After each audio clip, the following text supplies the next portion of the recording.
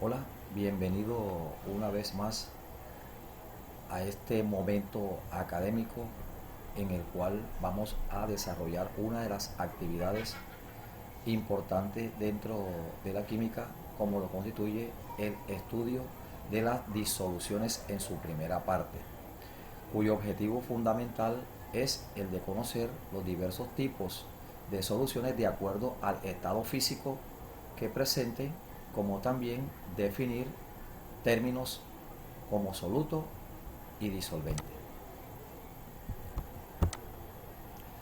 Una disolución es una mezcla homogénea de dos o más componentes llamados soluto y solvente, los cuales no pueden ser separados por métodos mecánicos simples como filtración, decantación y centrifugación. Las soluciones verdaderas constan de un solvente y uno o varios solutos cuyas proporciones varían de acuerdo al tipo de solución o de una solución a otra. Los componentes de una solución lo constituye el soluto y el solvente, siendo el soluto la sustancia que se disuelve en otra y que se presenta en menor proporción, y el solvente es la sustancia que disuelve al soluto y se encuentra en mayor proporción en la solución. Tenemos que la combinación o unión del soluto con el solvente me da origen a una nueva sustancia. Aquí en la ilustración podemos observar dentro de un recipiente es la mayor cantidad de sustancia, en este caso el solvente, y en menor proporción se encuentra el soluto. Existen varios ejemplos típicos de soluciones de acuerdo a su estado físico. En esta tabla podemos observar, nos dan varios ejemplos, en el cual cuando la solución se encuentra en un estado gaseoso, típico ejemplo me lo constituye el aire, donde tanto el solvente como el soluto están en estado gaseoso. Una solución en estado líquido me lo constituye el agua mineral con gas o la bebida gaseosa, donde el solvente está en estado líquido y el soluto en estado gaseoso. Ejemplo, el anhídrido carbónico. Una solución en estado líquido tenemos el alcohol en agua, el vinagre, el vino, donde tanto el solvente como el soluto están en estado líquido. Otro ejemplo me lo constituye el agua salina, donde tanto el solvente, en este caso, está en estado líquido y el soluto se encuentra en estado sólido. La aleación es otro ejemplo de una solución que se encuentra en estado sólido, donde el solvente y el soluto se encuentran en este estado sólido, teniendo en cuenta que una aleación no es más que una mezcla homogénea entre dos metales, o bien sea un metal con un no metal. Tenemos como ejemplo de una aleación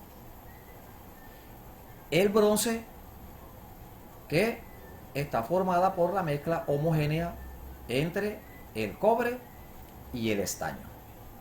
También tenemos otros ejemplos de aleación como el hierro al combinarse con el carbono, o bien sea con azufre o con oxígeno, para constituirme el acero, que es en este caso la solución sólida producto de estas mezclas. Dentro de las soluciones líquidas y su espontaneidad en el proceso de disolución, tenemos que una sustancia puede disolverse en el solvente mediante una reacción o sin ella. Un ejemplo típico me lo muestran entre el calcio metálico y el ácido clorhídrico para desprender hidrógeno. En este caso, observamos que ocurre un cambio netamente químico. Es decir, se produce allí en este caso una solución y al disolverse el calcio, en este caso con el ácido clorhídrico, me constituye un ejemplo de una solución característica de un cambio químico.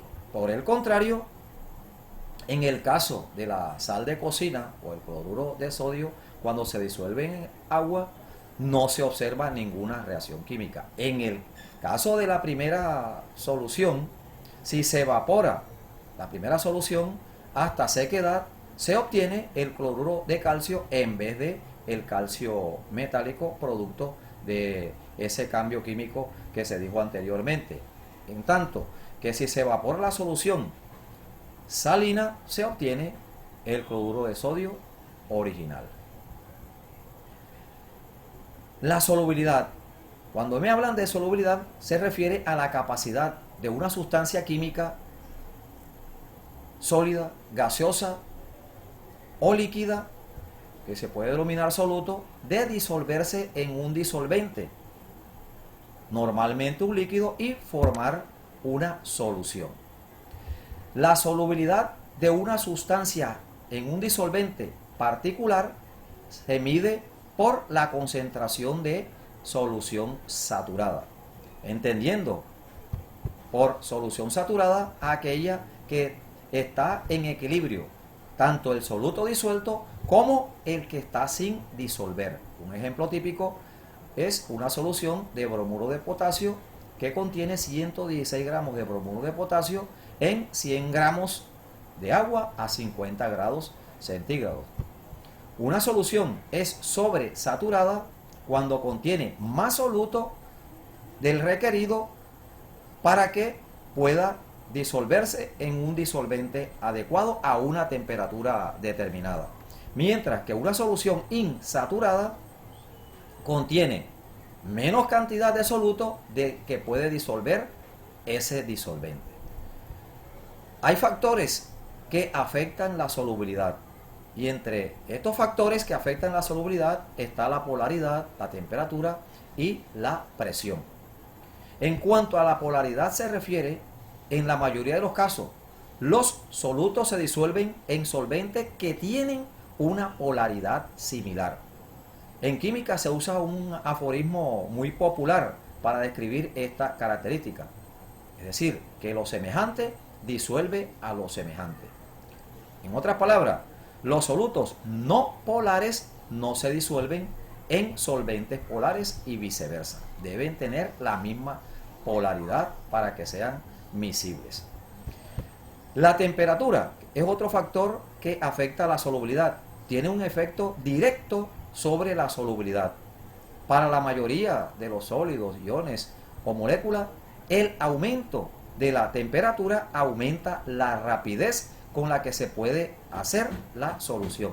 En otras palabras, cuando se agrega cloruro de sodio al agua, que es un método fácil de hacer una solución, y se somete a calentamiento y se sigue agregando soluto, se encuentra que grandes cantidades de soluto se pueden agregar a medida que se siga aumentando la temperatura. Otro factor que afecta la solubilidad es la presión. Tiene un gran efecto sobre la solubilidad de los gases. La velocidad de un gas aumenta cuando se incrementa la presión. Al disolver un gas en un líquido, la solubilidad es directamente proporcional a la presión. Si se duplica la presión del gas, la solubilidad del gas también se duplica. Esta se denomina la ley de Henry, la cual fue establecida en 1803 por William Henry. Establece que a temperatura constante la cantidad de un gas disuelto en un líquido es directamente proporcional a la presión parcial que ejerce ese gas sobre el líquido.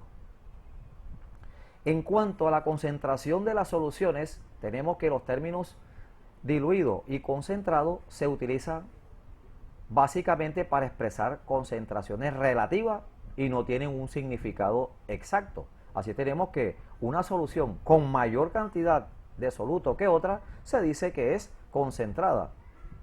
Por el contrario, aquella con menor cantidad de soluto se dice que está diluida. La concentración de una solución es la cantidad de soluto contenido en una cantidad determinada de disolvente en una solución.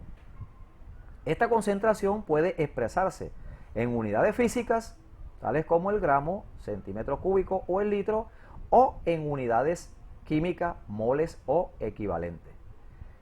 La expresión de la concentración en unidades físicas está, entre otras, los porcentajes peso a peso, peso a volumen, volumen a volumen, y aquellas concentraciones expresadas en unidades químicas comprenden la molaridad, la normalidad, la fracción molar, la molalidad y partes por millón. En otros eventos o encuentros académicos estaremos desarrollando ejercicios aplicando cada una de estas unidades, tanto físicas como químicas. En esta primera parte desarrollamos lo que concierne a la teoría, a los conceptos preliminares para posteriormente ejercer los ejercicios propios de las soluciones. Con esto culminamos en el día de hoy. Se despide de ustedes Magíster en Ciencias Químicas Juan de Dios Casiani Escorcia. Fue un placer y muchas gracias por su atención.